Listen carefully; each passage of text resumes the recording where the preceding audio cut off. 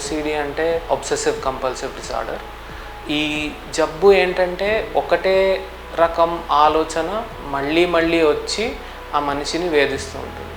చాలాసార్లు ఆ మనిషికి తెలుసు కూడా దీనివల్ల నాకేమీ ఉపయోగం లేదు, ఇది రాకూడదు అని. ఉదాహరణకి కామన్ టైప్ ఆఫ్ ఓసిడి ఏంటంటే కడగటం. అంటే వాళ్ళకి తెలుసు ఇంకా కడగాల్సిన అవసరం లేదని, అయినా కూడా మళ్ళీ మళ్ళీ కడుగుతూ ఉంటారు. దాని వెనకాల ఉన్న అబ్సెషన్ ఏంటంటే నా చేతులు క్లీన్గా లేవు, లేదంటే నా చేతులు అలా ఉంటే నాకేదో జబ్బులు వచ్చేస్తాయి.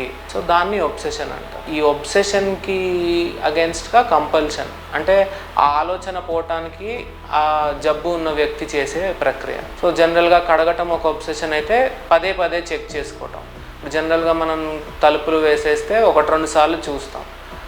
కంపల్షన్స్ ఉన్న వాళ్ళు ఏంటంటే అది 2 సార్లు కాకుండా 10 సార్లు 15 సార్లు వాళ్ళు ఆఫీస్కి వెళ్ళినాక కూడా దాని గురించే ఆలోచించి మెంటల్గా చెక్ చేసుకుంటూ ఉంటారు. సో ఈ జబ్బు వల్ల చాలా నష్టం అయితే ఉందండి. దీనికి కరెక్ట్గా ట్రీట్మెంట్ అది తీసుకోవాలి.